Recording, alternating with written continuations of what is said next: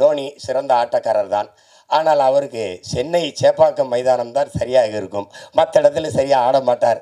அப்படிலாம் இல்லை, எங்காலும் எந்த திடலில் விட்டாலும் அடிப்பார். நீ இது ஹோம் பிச்சும்பா, இது ஹோம் கிரவுண்டுலாம். எங்கள் அப்பாவுக்கு எல்லா கிரவுண்டும் ஹோம் கிரவுண்டு தான். நீ நகைச்சுவையாக படம் எடு, நீ ஏதாவது எடு, எல்லாத்துக்கும் விஷயப்படும். இது ஒன்றும் வேணாம். நீ என்ன இப்போ நாயகன் படத்தை திருப்பி நான் சொல்கிறேன், அந்த சீமான் சொன்னதுக்காக ஒரு தடவை பண்ணு. எடுத்த உடனே ஒரு சின்ன பையன் அவங்க அப்பா தொழிற்சங்கத்தில் பாரு கொண்டுருவாங்க. இங்கேருந்து கருவிக்குள்ளேருந்து, அதை ஃப்ரம் தி கேமராங்கிறது, இங்கேருந்து ஓடுவான் ஒரு சின்ன பையன். ஓடும்போது தூத்துக்குடியிலேருந்து ஓடும்போது அப்படி தென்பாண்டி சீமையிலே தேரோடு வீதியிலே மான் போல வந்தவனே யார் அடிச்சார். அந்த பாட்டுக்கு தாளம் இல்லை, வெறும் புல்லாங்குழல். தாரதாரி அப்படியே போய் பொழுது அடைஞ்சிரும். பொழுது விடியும் மும்பையில் படுத்து கிடப்பான். இது இது இதையெல்லாம் எங்கள் அப்பாட்ட சொன்ன வச்சுக்க, டே நீ எதையுமே மறக்க மாட்டேங்கிறாயிடா. அது இல்லைப்பா, மறக்கிறதுக்கா பார்க்குறது. இது ஒரு இது இசையே இல்லை. அண்ணன் கமலஹாசன் வந்து இந்த பிள்ளைகள்லாம் அப்படி ஒரு கொசு வலைக்கு கீழே படுத்துருக்கும்போது அப்படி தென்பாண்டி சீமையில் தேரோடு வீதியில், அது அண்ணன் குரலில் வரும். அந்த கமல் அண்ணன் பாடும்போது அதுக்கு தாளம் போட்டிருப்பாப்புல, நல்ல தாளம் தபேலாலாம் வாய்ச்சி போவாப்புல. இது அப்பப்போ வரும்போதெல்லாம் தபேலா போயிட்டே இருக்கும். கடைசி எங்கள் அண்ணன் செத்துருவாப்புல, சுட்டுருவான். அந்தவன் செத்து இப்படி விழுந்த உடனே அந்த கோட்டை சரிஞ்சிருச்சு, அந்த பேரரசு இடிஞ்சிருச்சு, அழிஞ்சிருச்சு. பட் தென்பாண்டி சீமையிலே டங் முரசு அதிருது. இந்த உலகத்தில் இப்படி ஒரு இசையம்பாலை காட்டுறா, உலகத்தில் இப்படி ஒரு இசையம்பாலை. அவர் ஒரு திரைக்கதை, இன்னும் ஒரு திரைக்கதை எழுதுறான், வசனம் எழுதுறான். அவர் தனியாக உட்காந்து ஒன்று எழுதிட்டு இருப்பாப்புல. இப்போ நான் சொல்கிறது உங்களுக்கு இதை மணிரத்னம் ஐயா வந்து சொல்லி வாங்கியிருப்பாருன்னு நினைக்கிறீங்களா? இந்த இடத்துல தபேலா போடுங்க, இந்த இடத்துல வெறும் புல்லாங்குழல்லே போங்க. அங்கே வந்து அவர் இறந்துட்டார், அவ்வளோதான், கோட்டையே சரிஞ்சு விழுந்துருச்சு. அப்போ முரசு அதிர்தான். தென்பாண்டி சீமையிலே டங் தேரோடு வீதியிலே டங். இந்த மாதிரி இங்கே போய் பாருங்க. அவர் சொல்கிறதுக்கு என்ன இருக்கு, எத்தனாயிரம் பாட்டு, ஒவ்வொன்றும் அப்படி தான். இதுதான் எங்கள் இளையராஜா. அதனால தான் இசை இறைவன், இசையை அருள்வார். இன்றைக்கெல்லாம் ஒரு என்ன நடக்குது, பாட்டுக்கு மெட்டமைச்சிக்கிட்டு இருக்கோம். அது ஆங்கிலத்தில் கம்போசிங். 4 மாதம் 3 மாதம் 6 மாதம் அது வந்து வரும்போது வரும். எங்கள் தங்கருக்கு விஜித்துன்னு பேர் வந்த மாதிரி வரணும், ஒரு மெட்டு வரணும் இல்லையா, அப்படி வரணும். ஆனால் எங்கால் எப்படி தெரியுமில்ல, இங்கே இருங்க, காலையில் ஒரு பாடல், மாலையில் ஒரு பாடல் பதிவு பண்ணி அனுப்பிடுவோம்ல.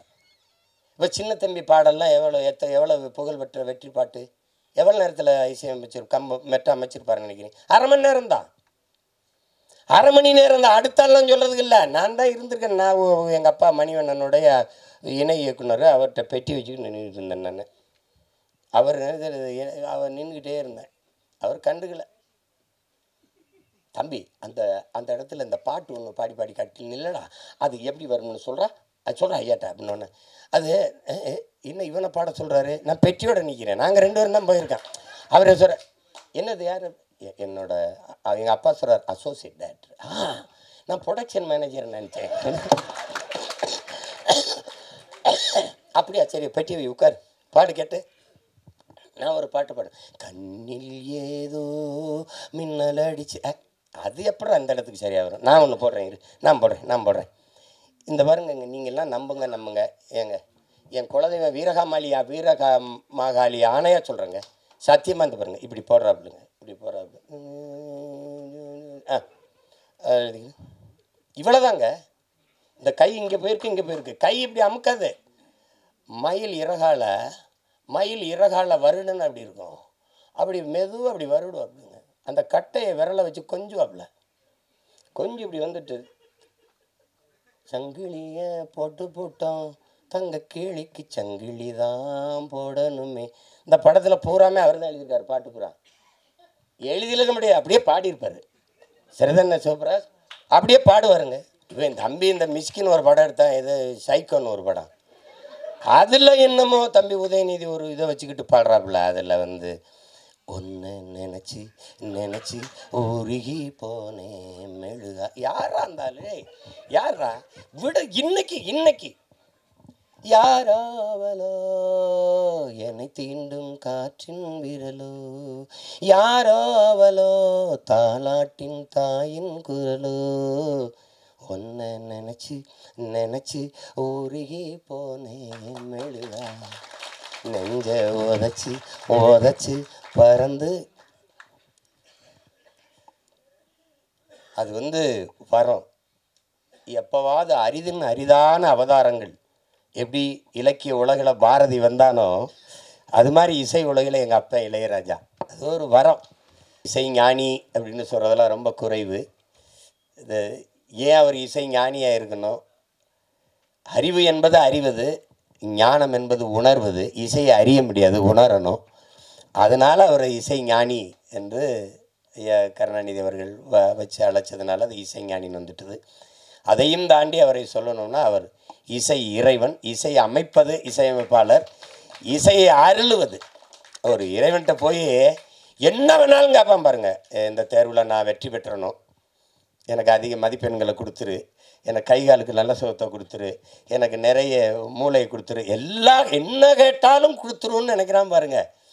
அப்படி கொடுக்கும்னு நம்பிக்கை உள்ள ஒன்றுக்கு பேர் இறைன்னு வச்சோம். நீ என்ன வேணாலும் கேளுங்க, தந்துடும். இப்போ இங்கே கிராமத்தில் இப்படி ஒரு பாட்டு போடுவார். நீங்கள் வேணால் பாருங்கள், உலகத்தில் இப்படி ஒரு இசை அறிவு கொண்ட, இசை ஆற்றல் கொண்ட ஒரு மேதை, பீத்தோவான், பால்மரியட்டு, மோசாட்டு எல்லாம் சொல்லுவாங்க. கொண்டு வந்து எங்கள் ஊர் படத்துக்கு ஒரு 2 மணி நேரம் பின்னணி இசை வாசின்னு சொல்லுங்கள், தெரிஞ்சிடும் யாரும் பெரிய மேதைன்னு.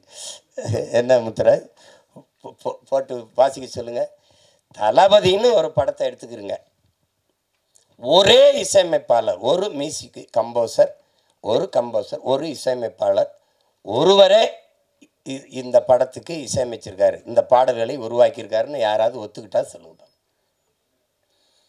எடுத்த உடனே ஒரு பாட்டு, சின்ன தாயவள் தந்த அந்த பாட்டு போகும்.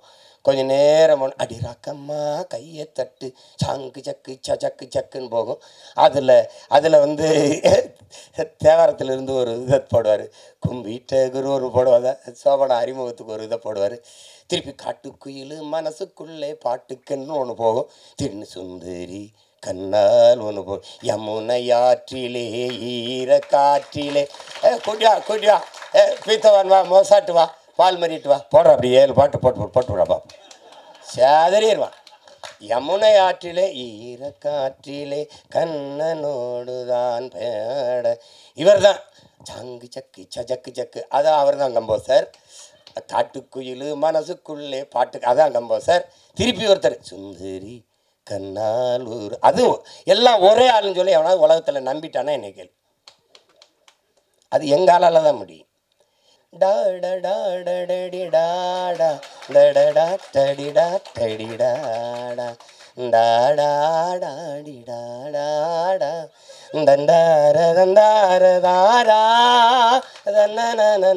அந்த தன்னனால தான் இளையராஜா.